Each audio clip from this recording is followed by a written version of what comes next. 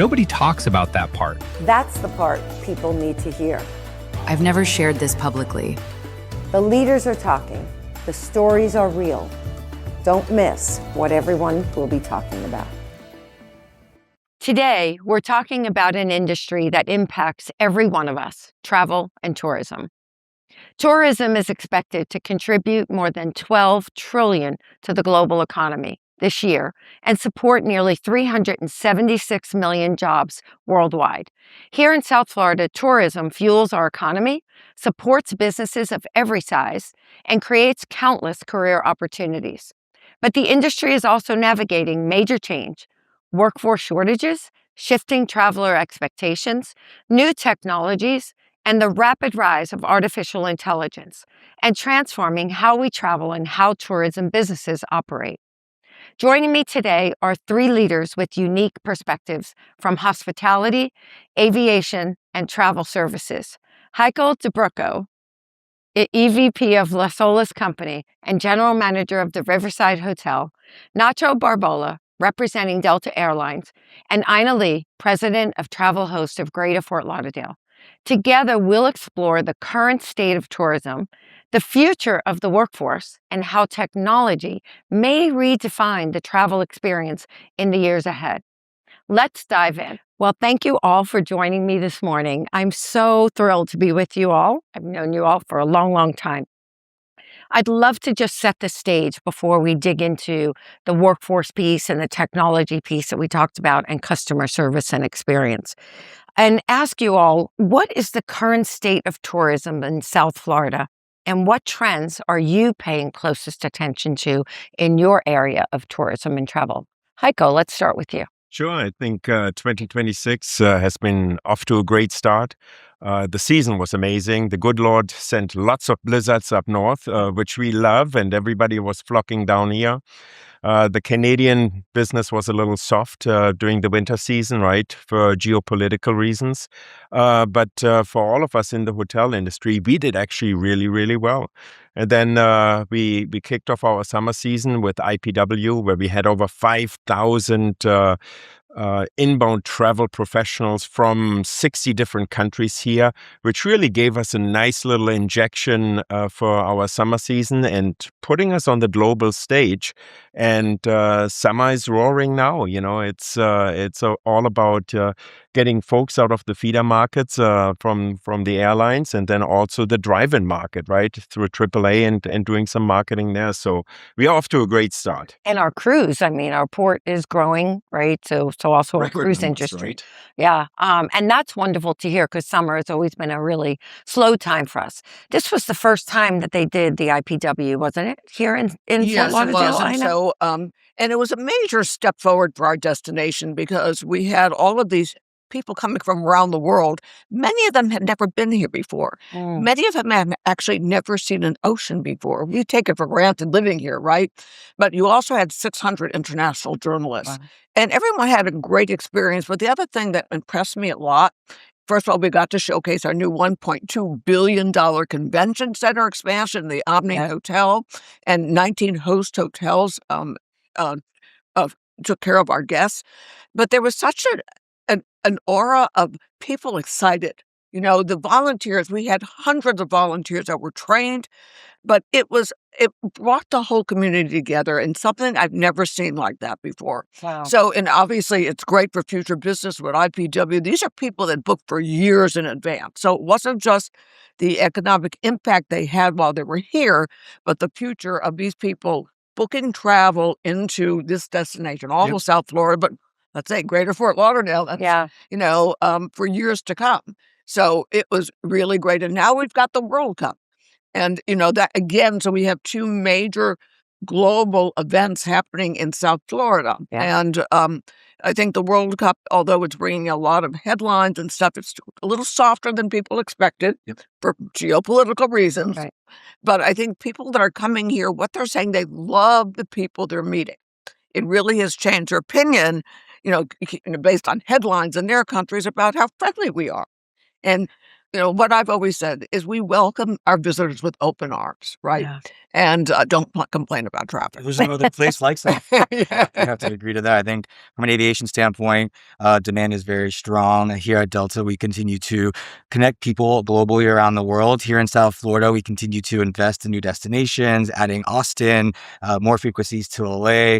So we continue growing, which is absolutely fantastic. And overall, when we think about Delta, it's all about connecting people to new places, new cultures. Bringing people together is what we focus on. I think we're doing that really well, whether it's for conferences, World Cup games, whatever it might be. Work, corporate travel is still doing really well. We're seeing that flourish in this economy. So all in all, aviation wise, we're doing great. Wow, this sounds really, really positive, right? And I think as I listen to all this, we're going to get into a little bit the trends and some of the challenges that the industry might be seeing as well. But I do want to ask this question as someone who I love to travel, right? But the experiences have changed. We want different things today, I think, as travelers than we did before. What are you seeing? Are you seeing that change, right? And how is your particular industry responding to that?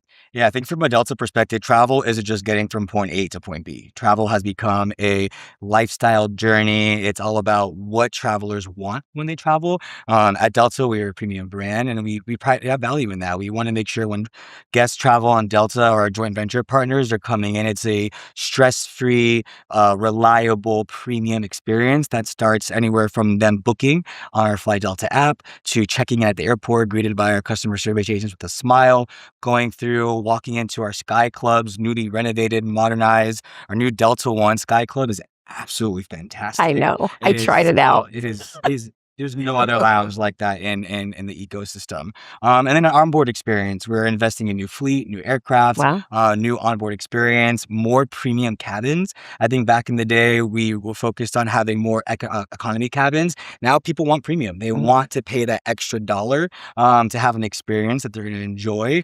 So adding more Delta One seats, first class cabins, Delta Premium Select. And we're investing in the service, food, wines, technology. All of our aircraft have in-flight entertainment. Free Wi-Fi is huge. Everybody wants to stay connected nowadays. And then at the end, getting off, making sure your bag is there, it's on time. So overall, I think what you're changing is people investing in a premium experience that's going to add value to them, to their time, to their family, to their business. So that's what we're really focused on. Yeah, they don't mind paying extra. They don't. Right. But we see more now. People want to pay more knowing that they're going to have an experience that's going to add value. Are you seeing the same thing, Heiko, at the hotel? I have something similar, but I think you need to take a look at the demographics, right? We have 4 generations that are traveling, and they're all very different. The boomers are different than the Gen Xers. The millennials are different than the Gen Zs, right? And you really have to be very diversified in your approach, how you're dealing with the different traveler. The boomer loves sophistication. They love it, right? And they are not shy to spend the money. You look at the Gen Zs that are vagabonds, right? And they just spur of the moment. They have no clue where they want to go. They just want to experience the world. And they jump on one of your quick trips and go to a destination to just explore it. At the end of the day, they all want to get to know the community. It behooves us as a community to really know our community. And what I love, and Aina and I, we worked on that so hard with the host committee, creating a real great, solid destination ambassador program and making sure that our local ambassadors are trained actually what's happening in Pompano, what's happening in Hollywood, what happens in Fort Lauderdale and out west, what are the experiences out west, and that was quite the undertaking, Aina, wouldn't you say? Yeah, I would. And the other thing too, a little different than the premium thing, I think, especially going into summer months, many people are more budget conscious. What's going on? We can't ignore what's going on economically right now. And so people, they're traveling, but they may book a hotel a little bit lower than they normally would. So I think that one of the great things about our destination, South Florida, and particularly Greater Fort Lauderdale, is there's something for everyone to experience, but everyone's pocketbook as well. And I was going to ask about that because we are, right, economically there are a lot of people going through a really tough time. And so I wondered about that. Is travel just becoming for those who can afford those higher end premium experiences? Or is there still a way for those who can't, right, travel at that level? Is there still a way I for think them that to people enjoy? they can there's every level, Yep. okay, No but specific. it's different than it used to be, Mm. okay? And I also think that people are more savvy. I mean, they're going to check you online or whatever, and Yeah. price, and that's what they're, and especially the younger generations. When you're talking about that, they know what the pricing could be or should be or what they want to pay, and so it's more competitive that way. I think also because we're talking about hotels, but also restaurants. Restaurants, just overall, and Heiko can speak to this a lot more, they're drinking a lot less. Yes, I've heard that. And a lot of restaurants, that's a profit area for them. Mm. Okay. And also the food costs have continued to rise and all the rest of that stuff. So the profit margins are changing from what they used to be, Yep. right? So I think it's a very change. I think those operators, whether restaurants or hotels that are experts and know what they're doing, or airlines, okay, are doing okay. Unfortunately, what just happened with Spirit, right? It's but now at least Greater Fort Lauderdale is absorbing a lot more other airlines are coming in to Right. take up that slack. But they were the number one carrier, okay? And the other thing, and I've been here for 46 years. I've owned Travelers for 46 years. When I started, there was no social media, none of the stuff that we do right now. Life was very simple. Probably I was happier. But, but I was always glued to the phone. Right. I could actually take the weekend off. But so I think that it's changed. And before, Fort Lauderdale used to be known as a budget destination with budget carriers coming in, hotels that were little mom and pops. Listen, now we have the Four Seasons. Now, by the way, what Heiko and the Riverside have done over time, they continue to upgrade, but there's still that legacy that people know for generations back from the 40s, right? And so but now we have a Four Seasons and a Conrad. And listen, we used to be the spring break capital of the world. Right. All I the remember tourism that. took place over 6 weeks. Now it's year round. We're known as something for everyone and every pocketbook. But I think that we need to be sensitive to what's going on geopolitically.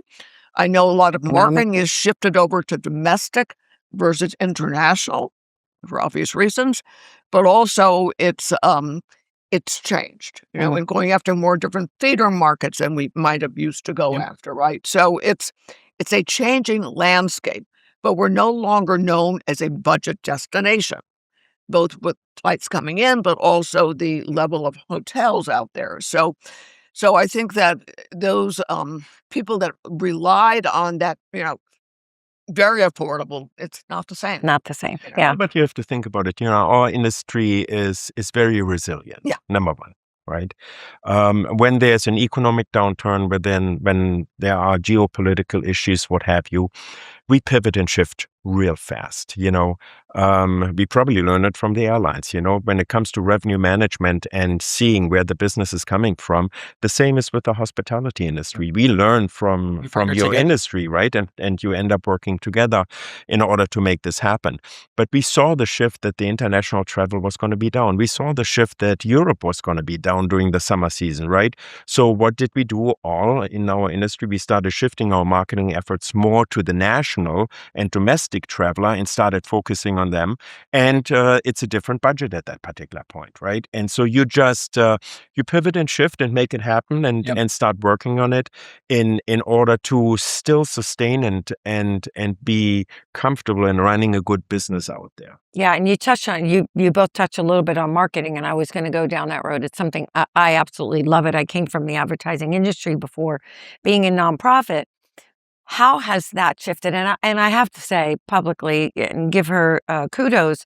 I think Stacy Ritter with Visit Lauderdale has done an amazing job of putting us on the map from a marketing perspective, right? Being in the New Year's Eve and what you were just saying, right? So how have you seen a change in how the airlines are marketing to their customers, right? Yeah, I think overall brands need to be authentic. I think people nowadays can so kind of with through the uncertainty and what's not real, what's not right. So I think as a brand, we have to be authentic to who we are, who our travelers are, what we want to represent, and the destinations that we go to. So if you see any new Delta commercials or advertisements out there, it's all about connecting people to places, to cultures, to new beginnings, and it's inspirational and wanting to help people figure out where they want to go from a travel perspective. I'm in a unique place where I deal not only with leisure, but I deal with corporate travelers as well. So it's how do you find that balance of marketing to someone about a really fun destination that they can go to with their family, but also leveraging Delta and our global partner network to take you where you need to go from a business standpoint as well. And a lot of that relies on reliability, most on-time airline, destinations and places we can take you. So it's a balance of how do you talk to, like you were saying before, now everyone's on their phone nowadays. So it's not just a advertisement in a magazine anymore. Everything's digital through Instagram, through Twitter or X now, and now it's X. So it's I can't keep up. It's ever evolving, and how we kind of how our passengers and our target demographics are intaking media. Right. And getting to those different demographics in different ways, right? With different marketing, different There's social. different people flying. It's Right. not just one generation flying. It's a group of different people who value different things, want different things, whether it's price, locations. So you have to be flexible and nimble. But I think at Delta, what you'll see is we're always authentic to who we are as a brand. I love that. I feel like we are drinking off the fire hose when it comes to marketing, right? Because it used to be you just put your ads into a directory. So, all right, check, we got the directories done. You do your newspaper ads, check, we got them done. And we do our magazine ads, check that. That's not the case any longer. Keep on doing the magazine ads. Oh, I will, and I'm a loyal customer of yours, and I will always support you. But at the end of the day, marketing is 24/7, and one of the strategies that we did in our business, we brought the social media aspect inside the Riverside. So we have a digital manager in order to have that authenticity out there. Because if you're not real, if you're just putting messages out there that are not real and Stories, genuine, real and stories. real stories, right? That the customer and that lifestyle customer that's out there, because there's 74 different lifestyles that are out there that are traveling, and that you now touch that customer, then it doesn't become relevant to that particular customer, and you need to be relevant in that particular aspect in order to make it happen and translate it into dollars down the line. That's what you want. Yeah. And I mean, this hits wheelhouse. you. This is your wheelhouse, right? A magazine. Yeah. How have you had to shift? Well, it's interesting. Like I said, 46 years ago was no social media, no digital. First of all, we're now fully integrated print and digital. But people, when they get in that hotel room or that hotel, want to pick up the physical copy. I don't care what age they are. They love to pick it up and feel it and touch it. My sister says it's visual seduction because it's big. So I like that. Yeah. So it's that's the other thing too. People have very quick attention spans, right? They don't, in the magazine, they don't want to read long stories. They just want to know where to go, where to eat, how to get there. And that's what they're interested in. Now, I have 2 full-time social media people. And everything, probably 90% of what I do with our social media is take care of our clients. So we are an extra digital arm for them on social media. Listen, we have over 30,000 monthly viewers on Pinterest alone. No one ever heard of Pinterest years ago. Listen, so everything has changed, but we have to be flexible. And I think a lot of us learned a lot after COVID. Yeah. Okay. We Listen, had to. I've been through hurricanes, 9/11, COVID, and I'm still, I'm sitting. You're still standing. You're still standing, still sitting, still here. But it's completely changed, okay? And I think COVID, more than anything, listen, 80% of my clients shut down overnight. Yeah. I had to completely recreate our publication. So that was an interesting thing, but it's changed. Yeah. And so I think, but however, those clients that are, and the client mix has changed. We have a lot more corporate people and corporate restaurants coming in. They're little bit used to be a lot of little mom and pop restaurants. Right. Chef owned, which I miss, by the way, because we lost some great restaurants, right? So, but like even at the Riverside, I love the restaurant mix that he's got there. He could talk more about it. Award-winning, Wild Sea, or the the boathouse. So it's like there's something for everybody. Right. But for me, I have clients that have still been with me 46 years later. Yeah. Wow, that's a testament, huh? Like 15th Street Congratulations. Fisheries has still that page in the magazine Right. 46 years later, but others come and go, and I think we have to be much more. I never used to be concerned about people paying their bills. Now I do. Interesting. Yeah. And the other thing too, don't mail in a check. The post office doesn't deliver it half the time. It's amazing to me how ACH, Zelle, or Venmo is the way to go, right? so many of our clients, I mailed a check. I don't know where You it don't went. get it. We never Right. got it. So it's changed a lot. Absolutely. But it's changed in every industry. Right. So, And there's changes, right? There's positive things and there's, right, those things that we have to navigate.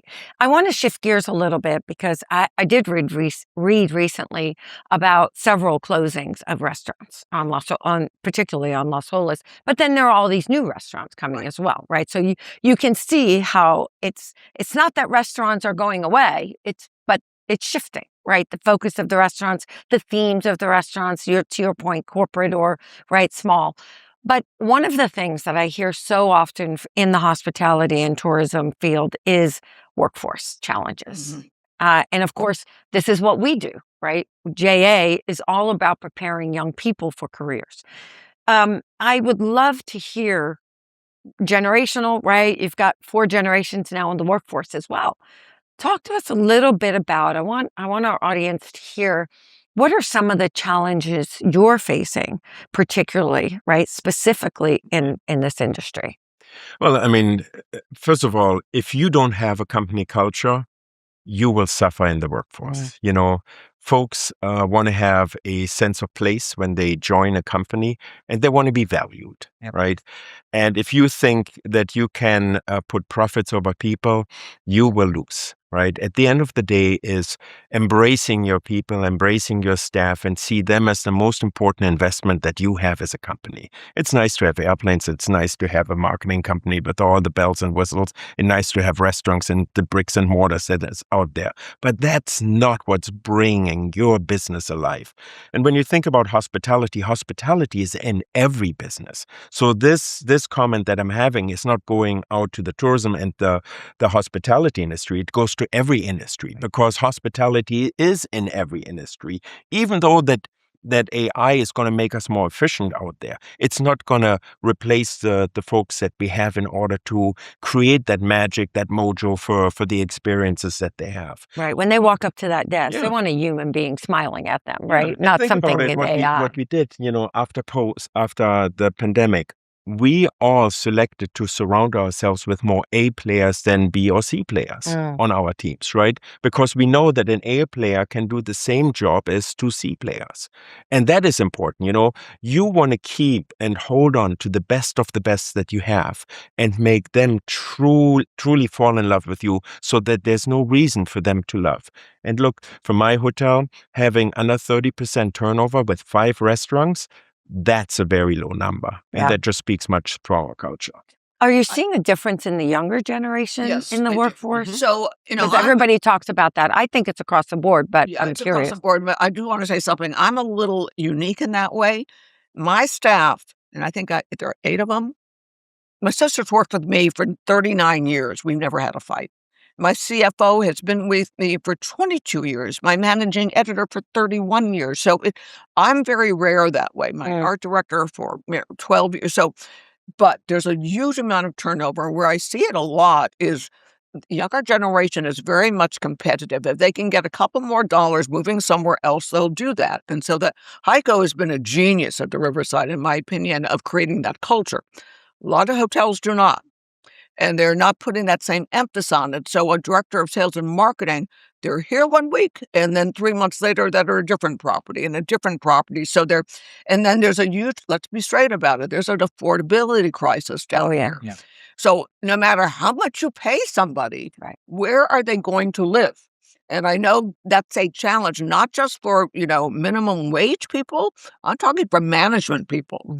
And so that in itself is causing a lot of angst. Listen, somebody who is, and we learned this during COVID, folks, too, a housekeeper who has to live in West Broward, who had her kids at home because she couldn't put them in, daycare, has to take 2 buses to get to a job on Fort Lauderdale Beach for minimum wage. So that's what we're dealing with, that they can't live close to where they're working for the most part. And, Heiko did a brilliant job when he took over chairing a Career Source Broward. He knows more about what this topic is than anyone else I know, but he made some real changes there. Yeah, I mean, at the end of the day, we needed to create that change in our county, and we needed to look at skilling and upskilling. Right? It is all about training, and first of all, you had to get into the middle schools, you had to get into the high schools and plant seeds. You had to be a farmer, right? And one of the things, and JA is great at that. And I have the JA students actually at my program today. Amazing. We have them today. And we always end up even hiring JA students after the summer. But, just for the summer internship, right? Getting them in for a few weeks and getting them exposed to the industry makes them suddenly go onto a path that they didn't think before. And that's where it all starts, because a lot of times the parents are not doing that. It's not even really the teachers. It is the industries, the businesses having to sit at the table and making that change. That's important. Yeah. There was a recent video that the guy who does dirty jobs, Mike Rowe, did, and they were talking about how trades, right, electricians, plumbers, where are we going to get hundreds of thousands that we need? And he said his answer was 8th grade. Yep. Right. And so that's why, right, every single 8th grade student is doing that career exploration. And it's amazing to me that we don't have hospitality here yet, but we will at some point. What are you seeing as far as workforce in the airline industry? From a Delta perspective, our workforce is extremely strong. I have to give you kudos. I think everything you just said about culture and driving that within the people is exactly what Delta. We're people and safety first at Delta. We're highly invested in our workforce. We're 100,000 strong globally, which is absolutely fantastic. But I think it's little things of investing in health and wellness, investing in the individual peoples and their needs that they need, whether it's training or making sure they have the right tools like technology to do their job successfully. And that's what Delta does really, really well. We also have fun perks like travel perks that we get to go and travel the world. But I think nowadays, I work for Delta. You can, I was just going to say, that might have to be my next Delta career. Emeritus. Good to have you. So I think overall, it's about the culture, about the people first. It's who you have around you, and how do you set up this workforce for success is extremely important. And it's different. I'm still considered a baby at Delta. I've been with Delta 8 years, and I have other leaders that have been there 42, 43, 44 years, which is absolutely amazing. But I think it really just shows the culture that we have at Delta. People don't want to leave. It's a really hard organization to get into. And I was joking with you earlier. I started in the airline industry. I was like, I'm going to do 2 years and I'm going to go do something different. And I've been sucked in, and I don't see myself going anywhere else in the future. You get sucked which is fantastic. But I think it's truly a representation of who our leadership is, the values that we have as an organization, and then what the company gives back. Delta paid out the highest profit sharing, more than any other airline in our ecosystem, which is absolutely fantastic. You don't hear that nowadays. You don't hear big organizations investing profits back into their people. And that's the true Delta culture. COVID, we had no furloughed employees. That's amazing. What company can say that? And Delta can. I think that just shows who our leadership is, like I said, the organizations that we work for, and what we do to invest into our people. Lori, one of the things too, and because I've over the years met so many general managers, and it's the one career you don't have to go to college for. Right. So many general managers started as busboys or front desk people, and they work their way up. So they just start at that level.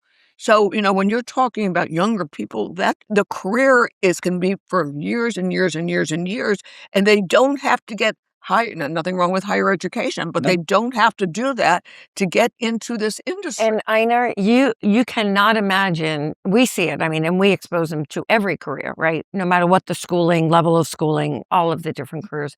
But we are seeing more and more young people who want to come out of high school and do not want to go to college, at least at this time. They may go back, but at this time, they're either not sure of what they really want, so why go into debt, or they want to come out and they want to start using the skills that they've developed. They want to start making money.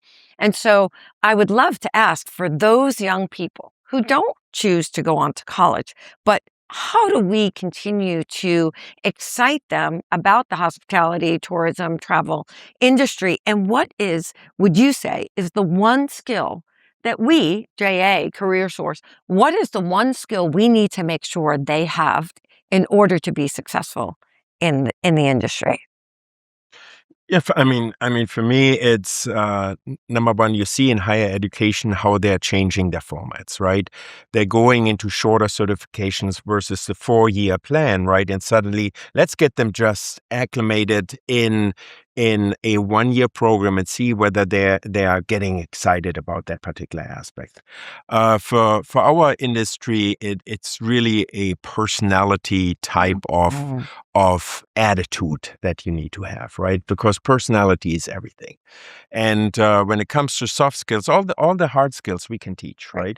But when we look for personality, we're looking for folks that have the right personality. And there's 2 particular traits that I look for.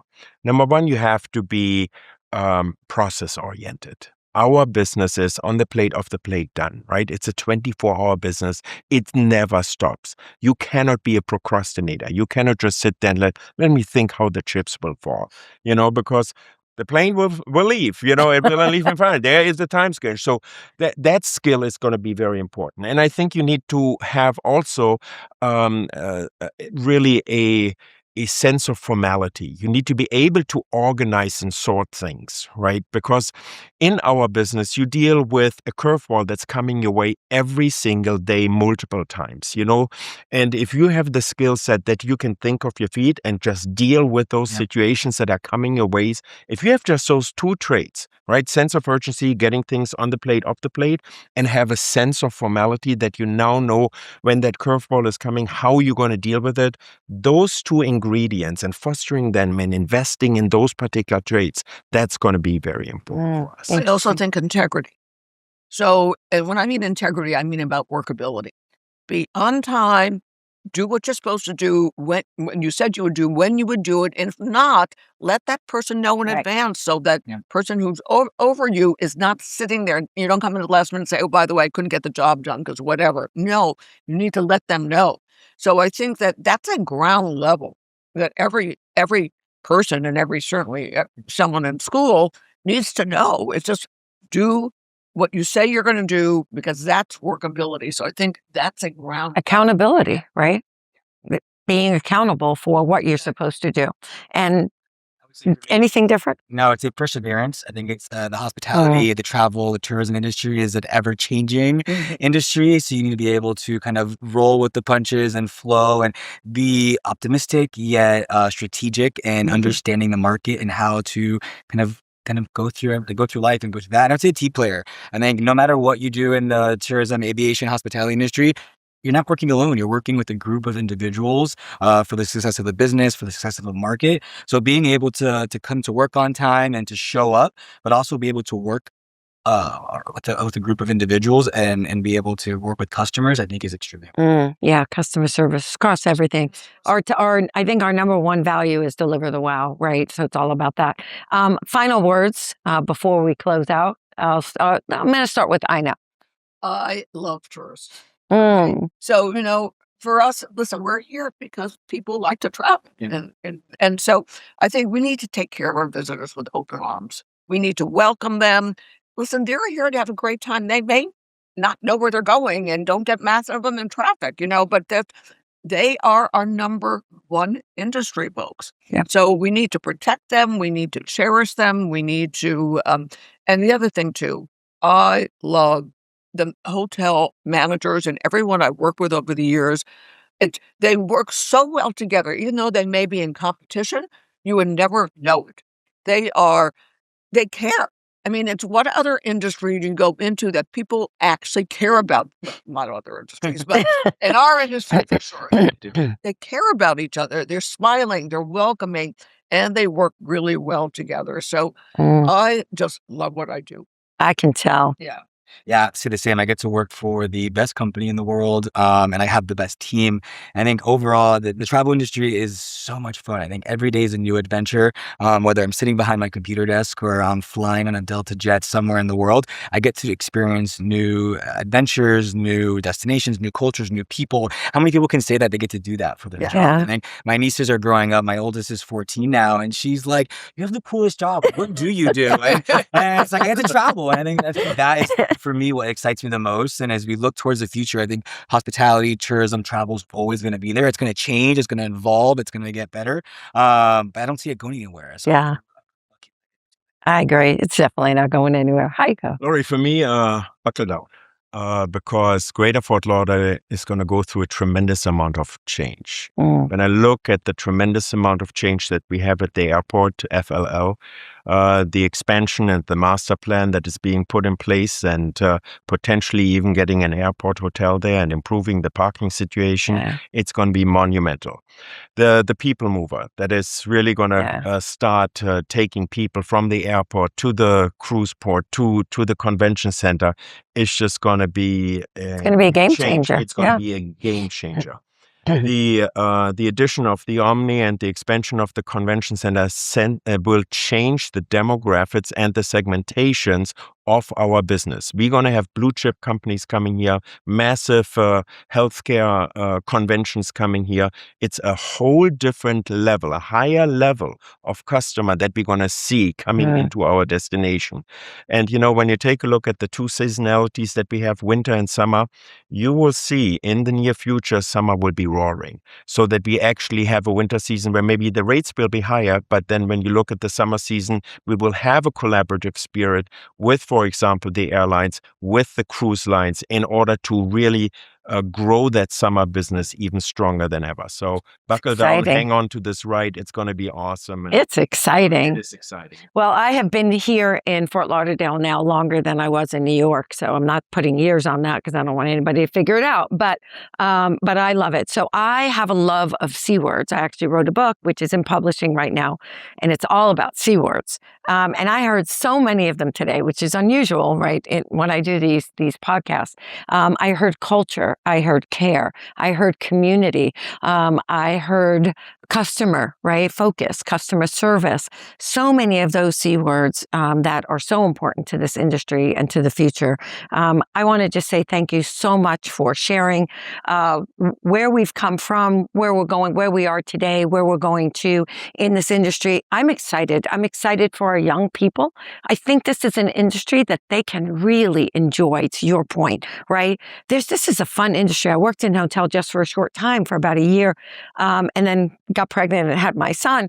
But it was a fun industry. And if you like people, and if you love people, and you love travel and cultures, there's nothing like it. So thank you all for being here so much and for sharing all of that. I want to just close out with our audience.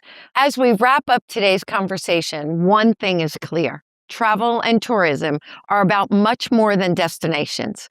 They are about people, experiences, connections, and opportunities.